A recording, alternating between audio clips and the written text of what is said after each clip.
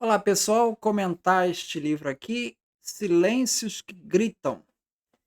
Esse é um livro que foi publicado em 2025. Eu estive no lançamento ali no Museu da Manhã, no Rio de Janeiro, com o João Carlos Nara, pela editora Letra Capital, 2025, e com apoio do Instituto Pretos Novos, ali do Valongo, do Cais do Valongo, né? Então ele mostra ali essa pesquisa que ele fez com base em dois livros de assentamentos funerários que sobreviveram, conservados pelo Arquivo da Cúria Metropolitana do Rio de Janeiro, cobrindo os períodos de 1811 a 1818 e de 1824 a 1830. Os facsímiles dessas valiosa documentação foram publicados respectivamente nos volumes O Cais e o Cemitério, que é outro livro do João Nara, né? E A Morte do Valongo. São dois livros dele, né? Como complemento necessário, o presente volume oferece a transcrição paleográfica completa e análise de todos esses registros. Então o livro é bem grosso, né? Que ele mostra todos esses registros, né? E faz uma introdução no começo ali. Então ali o Cais do Valongo, né? Ele é, ele na verdade ele foi a criação dele, a construção dele começou em 1811, tá? E na verdade você tinha ali o tráfico de escravos ali que ficava ali na região mais ou menos da Candelária. Ela foi transferida em 1774, foi transferido do cemitério de Pretos Novos para o Valongo, por ordem do segundo Marquês do Lavradio. Então foi transferido para o que seria fora dos muros da cidade, ali na região da Gamboa, ficava depois dos muros da cidade, como se fosse subúrbio da cidade. Foi transferido para lá. E ali, então, mais tarde, ali com a chegada da família real em 1809, o volume de tráfico de escravos aumentou bastante, então teve que fazer ali uma estrutura mais robusta, né? Então se construiu ali o Cais do Valongo em 1812. Ele mostra o contraste que é um momento em que o governo está negociando com a Inglaterra o fim do tráfico e, ao mesmo tempo, ele está investindo na construção do tráfico do Cais do Valongo. É um paradoxo, né? Então, eu vou destacar alguns pontos aqui que ele fala nessa introdução dele. Bom, ele fala essa questão dos navios, estuda isso, né? Porque nessas notas que aparecem dos assentos funerários, se fala ali de quem comprou o escravo e de onde que foi comprado e o navio em que esse escravo veio, né? Então se consegue dizer ali qual o tipo de navio, inclusive. Então dá para fazer uma análise dos tipos de embarcações que eram usadas, né? É,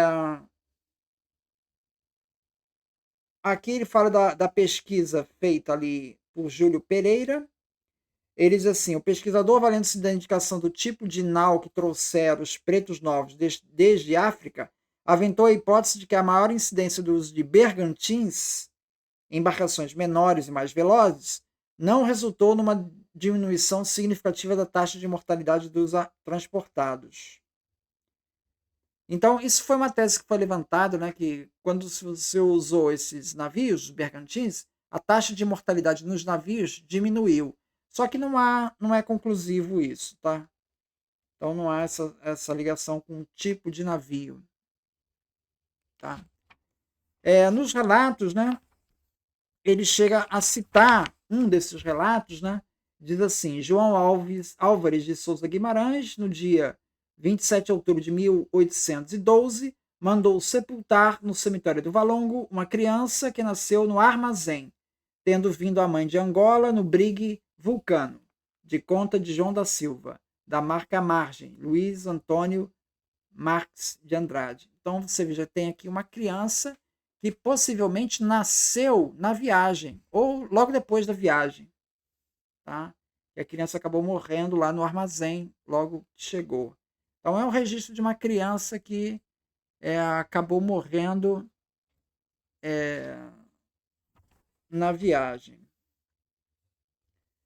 A chegada da corte portuguesa do Rio de Janeiro, 8 de março de 1808, inaugurou uma nova era da história da cidade. A abertura dos portos das nações amigas transformou profundamente a estrutura social e econômica da capital. Paradoxalmente, essa modernização coincidiu com a intensificação do comércio escravagista, gerando um contraste marcante entre o progresso almejado e a violência da escravidão que o sustentava. A demanda por produtos primários do mercado europeu impulsionava o crescimento econômico, o qual, por sua vez, requeria uma quantidade cada vez maior de mão de obra escrava. E assim, em vez de diminuir diante das pressões abolicionistas, o tráfico negreiro ganhou novo fôlego. Então, essa vinda da família real, 1809, né, ganhou novo fôlego para o tráfico negreiro. Tá? Símbolo tangível das políticas que misturavam sanitarismo, comércio e ordem urbana, tendo a escravidão como eixo, é o caso do Valongo, instalado na praia do Morro da Saúde, atual Sacadura Cabral. Construído em 1811, remodelado em 1843 e finalmente aterrado em 1904, ele foi parcialmente escavado em 2011 e reconhecido em 2017 como Patrimônio Mundial da Unesco. Tá?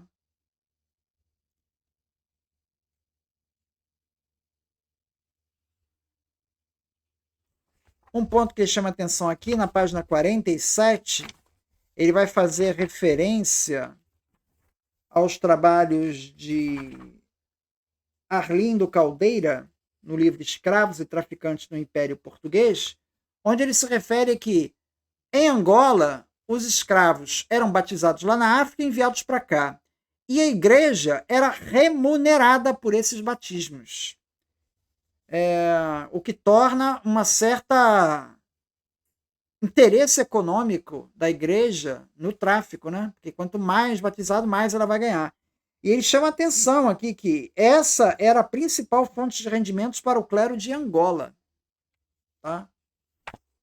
Então, ele cita também aqui o frade menor Alexandre da Sagrada Família, um brilhante intelectual açoriano, autodidata, sagrado bispo em 1783 e feito administrador apostólico da Diocese de Luanda em 1785, com jurisdição sobre toda a região de Angola e do Congo.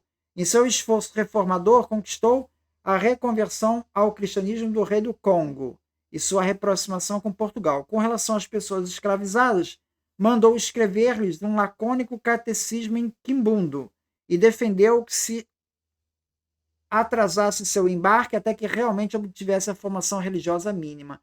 Porque ele disse que esses batizados estavam começando a se tornar assim, muito mecânicos para não atrasar o embarque. Então, praticamente não tinha catequese nenhuma. Então, era só receber a taxa e embarcava o escravo. Né? Então, aqui esse bispo, Alexandre da Sagrada Família, tentou minimamente fazer uma catequese ali com os negros enviados, né? Minimamente. Mas isso contrariava o interesse ali da coroa portuguesa, que não queria atrasos, né?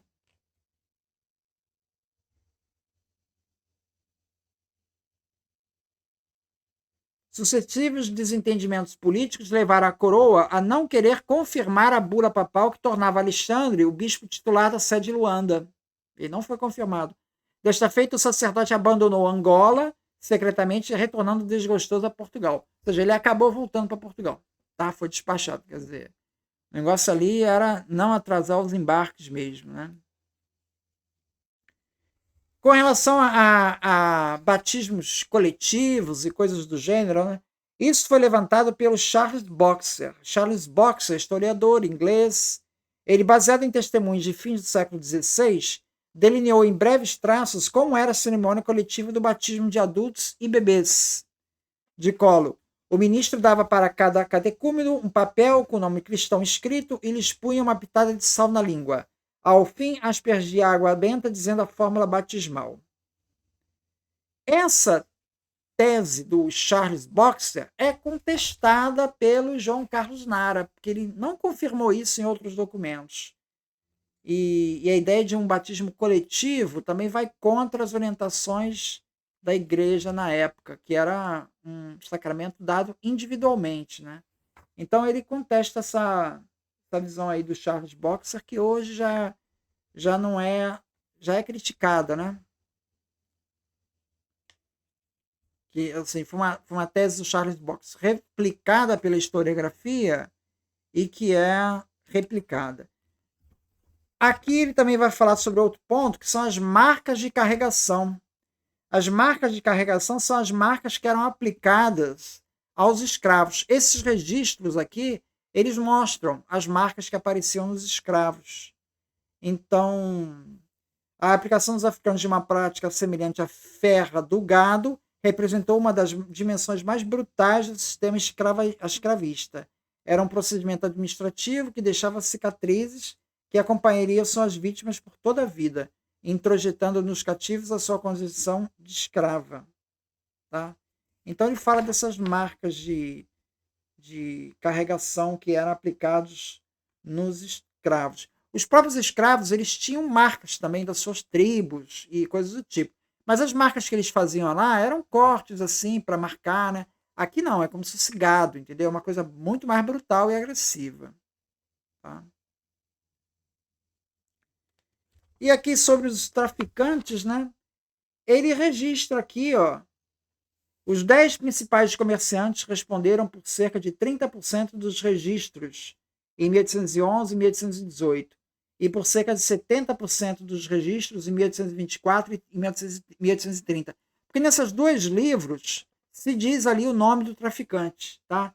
Então dá para perceber que os 10 principais traficantes eles registram boa parte ali dos registros. Né? 30% no primeiro livro e 70% no segundo. Nesse último período, Joaquim Antônio Ferreira tinha 30%, 31% dos registros. Muitos parentes também atuavam juntos, como no caso das seguintes famílias. A família Ferreira dos Santos, que era o Joaquim Ferreira dos Santos, Félix Ferreira dos Santos, Francisco Ferreira dos Santos. A família Barroso, tá? Guimarães e Alves da Silva Porto. Então essas são as famílias dos principais traficantes que são mencionados aqui nos livros. É isso, muito obrigado, então.